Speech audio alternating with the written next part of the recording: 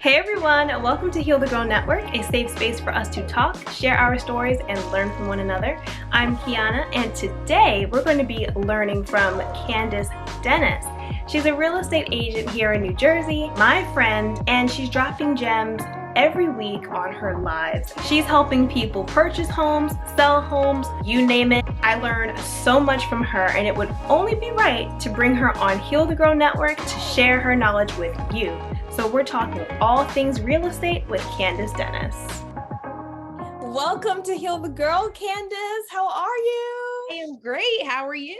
I am wonderful. I am thrilled to have you on today. I am so excited. This is something that, we have been talking about for a while. So to finally connect, I'm just thrilled. I'm thrilled. Thank you.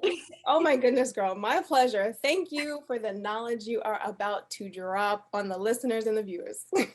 Before we get into real estate and all that fun stuff, let's get to know Candace Dennis a little bit more. Let's take a walk in Candace's shoes.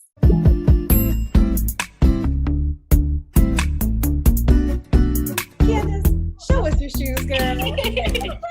So the shoes I chose, and as cliche as it sounds, I tried not to be, the average person, but of course I had to pull out my wedding shoes. I love that. These were actually my wedding shoes.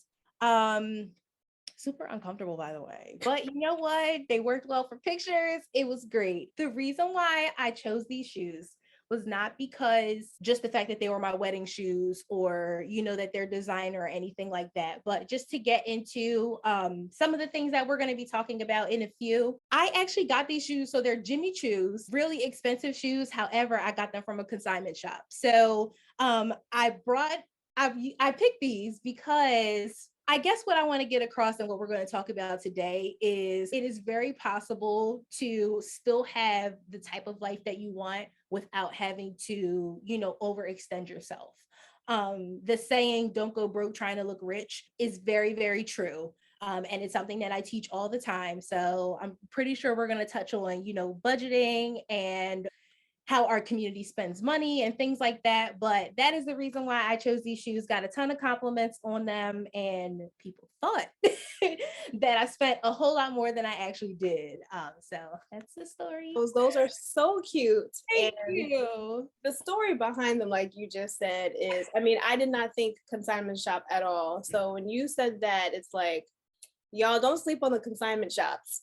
No, at all. Okay. Right. You never know what you'll find in there. Nope. So you came here to learn about real estate. So Candace, please tell me your story behind becoming a real estate agent. Tell us your why. So I'm not one of those people that knew what they wanted to be when they grew up, when they were like 5 years old. Like I'm someone, I wanted to be an attorney, then I wanted to be a doctor, then I wanted to be a teacher. I just like flip-flopped into everything. I ended up going to school for business, got my bachelor's in business management, and a mortgage job like just fell into my lap. And I'm like, okay, well, business, mortgage, numbers, maybe makes sense. And so I did that for a couple years, and it's just something when you have a personality that's bigger than being stuck in like an office or a cubicle. And so there was something in me, like, you ever feel like, your time somewhere is like coming to an end. So I'm like, okay, something has to shift, but I'm not necessarily unhappy with what I'm doing. I'm just unhappy with where I am. Mm-hmm. So real estate was kind of like, okay, here's my way to still, assist people the same way that I've been doing. But instead of being stuck in this cubicle, I'm out in the field and I'm out talking to people. So that's where the whole idea of getting into real estate came from. Then we bought our first house, my husband and I. And when we closed, everybody was like, so are you rich? I had no idea. And we're like, no. But I mean, it was genuine, like, hey, we're proud of you, but like, how in the world did you do that? Mm-hmm. And that kind of showed me like, okay, our community is lacking education in that sense, where other communities, you learn from your parents and, all of that. So you pick up on those things naturally, where I feel like our community, things like financial literacy and building generational wealth is something that we have to go out and get. So I said, you know what, that's just confirmation that what I'm setting out to do, like, this is something that I'm supposed to do. I need to touch as many people as I possibly can and show them that something so simple is just as simple as it looks. And it doesn't have to be, this complex thing that a lot of us feel like it is. I love that answer. So you birthed a passion out of a need, pretty much. You Oh, saw yeah. the need in the community and you said, let's change this. So from your position being a mortgage processor to now being a licensed real estate agent, what was the process? What'd you have to do? Being a processor, that there's no like certification or anything like that. It was just a matter of, okay, you have your degree, so we know that you're probably capable of like doing a little bit of math, so here's some training, and then boom, there you go. Gotcha. But even working in mortgage, I still had to go through real estate school. So, and that, I mean, I would have you here for forever explaining that story, because it was an unfortunate end to my mortgage career. The company wasn't happy with me choosing real estate over mortgage. Wow. And I worked for a company that also had agents in-house. So it was almost like they were like, okay, well, if you move to real estate, you can just move to like our division of real estate. And then we'll still have you here doing processing. And it was still like they were trying to keep me in this bubble. And I'm like, no, I need to do what's in my heart to do and not what you're telling me to do. Mhm. So I ended up just, leaving altogether. But I did have to go through the whole like licensing and all of that, and had to make a tough decision. But sometimes you got to make those decisions in order to, do what you really are called to do. Right. And I have to say, I really do believe you are called to do this because you are thriving. Like, I mean, I'm just so proud of you and I'm so impressed and I love your love for real estate. And I also have a great interest in real estate. So when I hear you talk about it, I can feel your passion about it and I love that. Every time we talk about it, I'm like, yes, she got it. Yeah, I'm learning, girl. I'm taking notes. This is something that is very imperative for us to know about, especially in creating wealth. So, can you share with us the benefits of real estate and how that can create wealth? So first, let me say, despite popular belief, you do not have to have a real estate license in order to make money in real estate.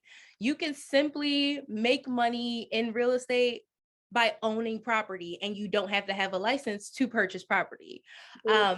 But there's so many avenues. You can be a real estate agent like I am, where you're just assisting people in, buying and selling property. You can decide to be an investor yourself, where you're purchasing property, putting some work into it, and either renting it out or reselling it for a profit, which is where, home flippers and, all of that comes into play. There's just so much. I've even dabbled a little bit into what they refer to as wholesaling, where you find a seller and say that seller wants to sell a home for $100,000. And it's like, okay, so boom, $100,000. But I can go find a buyer that's willing to buy that same property for $150,000. I'll put them under contract. The seller gets their $100,000 that they anticipated on getting. And then me as the wholesaler, because I got them more than what they wanted, I keep the difference. So wholesalers collect the difference of that $50,000. And you do not need a license for that. So there's Wow. just so many. Oh my gosh, I feel like I should write a book. You should. This is such great knowledge. I am just taking it all in. We might have to talk about that on the side. Yeah. You make real estate, purchasing a home, and all the stuff in between sound like it is a piece of cake. What are the challenges?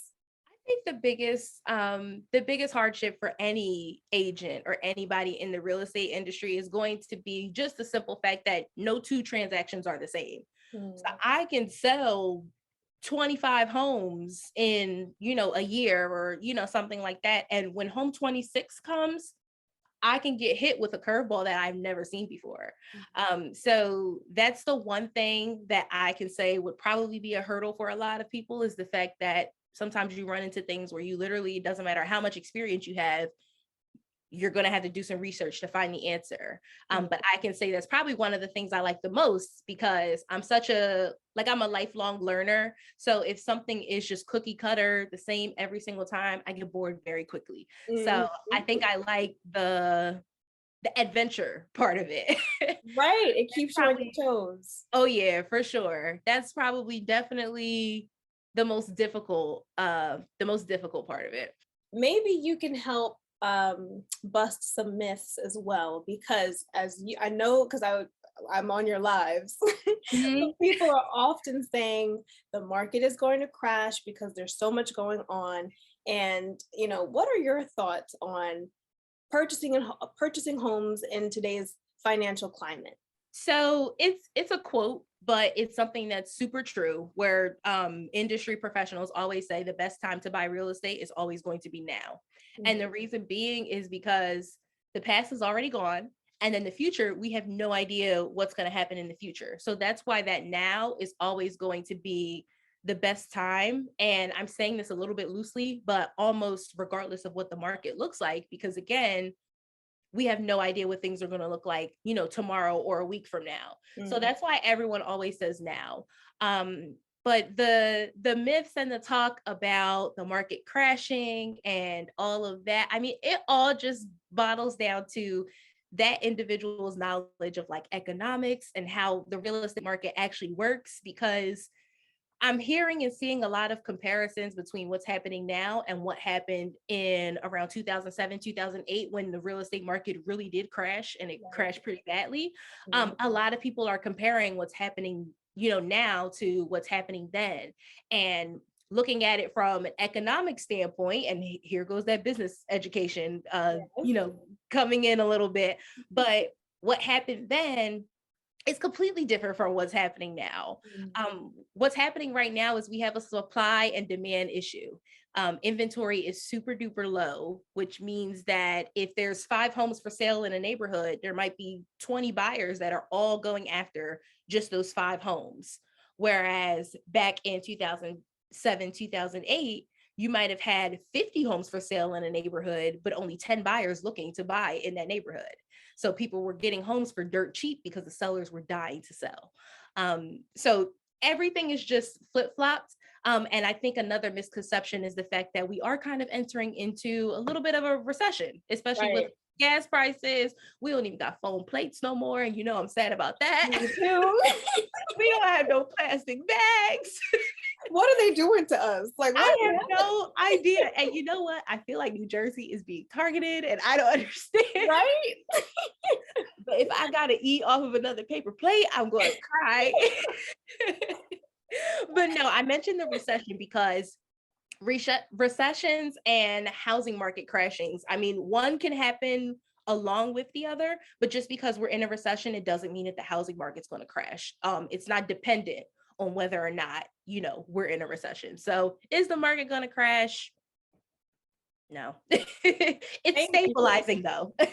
Right, right. Well, thank you for clearing that up, Candace, because I think a lot of people were getting nervous and you just broke it down so well. So Mhm. prayerfully people don't worry as much. So Candace, not too long ago on one of your lives, because you host live conversations about real estate, you mentioned of the lack of home ownership in the Black community, Mhm. and I guess even other communities as well. So can you talk about the statistics of owning land? Yep, I got you. And you know how I am. I always have to come with facts. So I Yes. went to grab my phone off the charger so that I could have the numbers right in front of me. Thank But you. I got you. So the reality of what's happening with real estate and everything, especially when the market started to boom just like 2-3 years ago. So like Mm. 2019, 2020, it seemed like when the pandemic hit, the real estate market just boomed because rates were a lot lower, and it was just the perfect time to purchase property. Mhm. So a lot of researchers started to look at the dynamic and the demographics behind who was actually taking advantage of how strong the market was. Mhm. And I found it very interesting to see that our Caucasian counterparts, they increased their percentage of homeowners. So they now have a 72% ownership of adults, just, and this is just across America. And I know 72%, it doesn't sound, it's high. But when you look at it, at the surface, it's like, okay, like, 72% in a room of 100 people, 72 of them are homeowners. But when you look at it in comparison, you'll see, how far behind we are. So Hispanics, they have actually increased their percentage of home ownership as well. So over the last 10 years, they have increased, and now they are at a 51% home ownership. So in a room of 100 Hispanics, 51 of them are homeowners. However, African Americans, we started about 10 years ago in like the 46, 47%. And now, even after the real estate market has boomed, we actually declined, and we're now at a 43%. Wow. So we're a little less than 10% behind Hispanics, who are considered minorities just like us. But we are 30% behind our white counterparts. And the reality of it is, and I can't remember the number off the top of my head, but in order for us to reach that 72% to be even with the Caucasian community, we would have to sell, I think it's something like 300 million homes within the next like 3 years to just African Americans in order to accelerate our percentage enough to equal what other communities are doing. So that's the statistics on Black homeownership. The part that kind of got me a little was the fact that we are the biggest consumers. So we're the biggest spenders, Right. but not in the right places. We are the ones buying, and I remember what I called it. I called it the drip. We are buying the $600 wigs and $4,000 Chanel bags. We're doing all of that, but we don't have a down payment for a home. But we in the Dominican Republic, like it's our priorities, but it's also a lack of education, and so that just goes back to why I'm doing this. For sure. And like you just said, we are the main consumers. I work in beauty retail, so I see exactly what you're talking about consistently.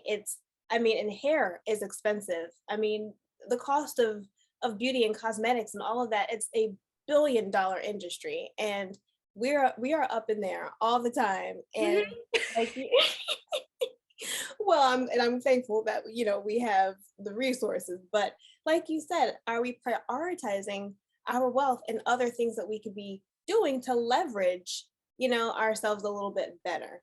So I appreciate you giving us the facts. Hopefully this will help encourage others to consider buying real estate, and not even just purchasing a home like you just said, just thinking outside the box. I think it's also been an intimidating topic for people because they don't see the how.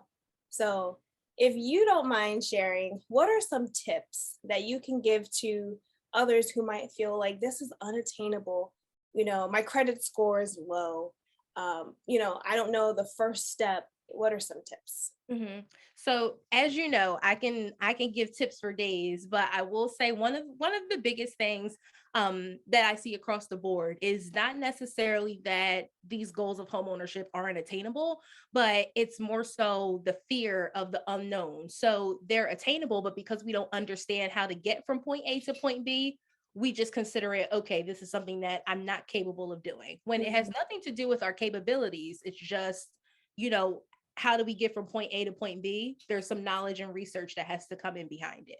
One of the biggest tips that I try to, kind of project to all of my clients is to try to create the best financial profile that you absolutely can. Now, I'm not saying, save every penny and feed your kids oodles noodles for the next 3 years.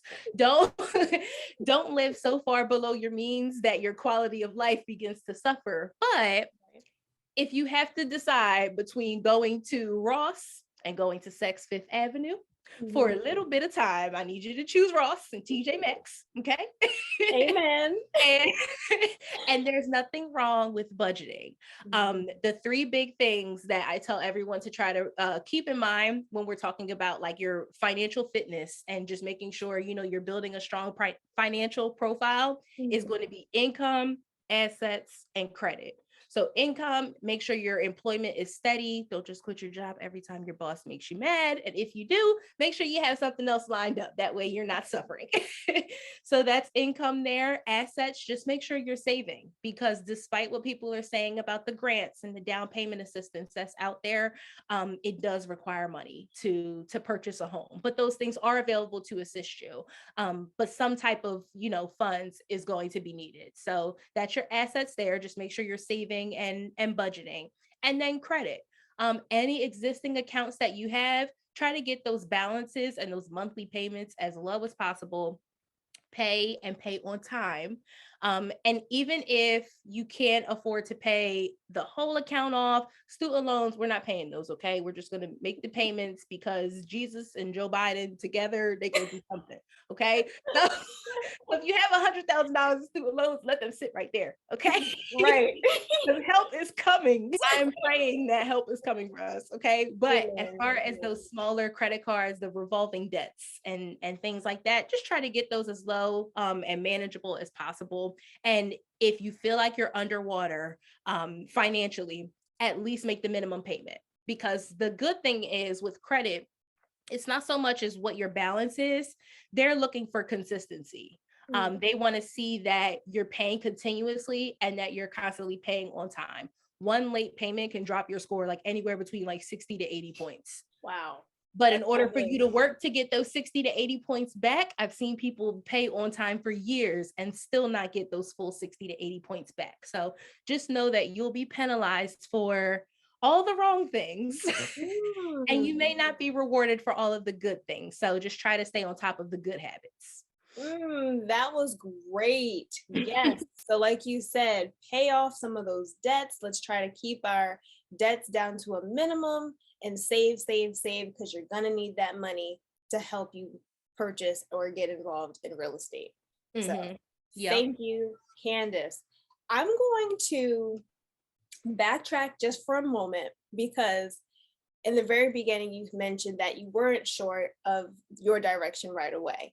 And on Heal the Girl, we love to show authenticity and the journey because a lot of us, I mean, we all have a story. So, what was the mental shift that you mentioned being somewhere and knowing my time is up here? Something has to change. Even though you liked what you were doing, you still felt the need to change. Was it anything specific that caused you to just make that change? I can't recall a particular event happening that kind of just sparked a shift in how I was feeling, but Mm. I will say that there was definitely a shift, but a gradual one. It had gotten to a point where I would cry on my way to work. Sunday evenings, I could feel my mood shift because I was getting ready for work on Monday mornings. And I'll never forget my husband telling me, like, you're a completely different person now. He's like, you are so unhappy. He's like, and I don't know what it's going to take in order for you, to find more happiness in your life. He's like, but I'm here for you and I want you to figure that out. And things just kind of like transpired in a way. I prayed on it a lot. And just to go back to the story with us buying our home and then the reactions from everyone and how I already had that mortgage education behind me. I had approved so many people, I had reviewed so many documents. It was like I already knew the insides of the process, which was why it was so shocking to me that everyone, reacted the way that they did. Mhm. Um, my sister was like, I always thought you had to be a doctor or a lawyer to purchase a home. And I'm like, girl, you know who I am, right? Like, I am not. But You're to so see, humble, Candace. oh yeah, we don't get blessed any other way. Amen. Um, and friends, I'll never forget, and this might have been the shift, honestly, now that we're talking about it.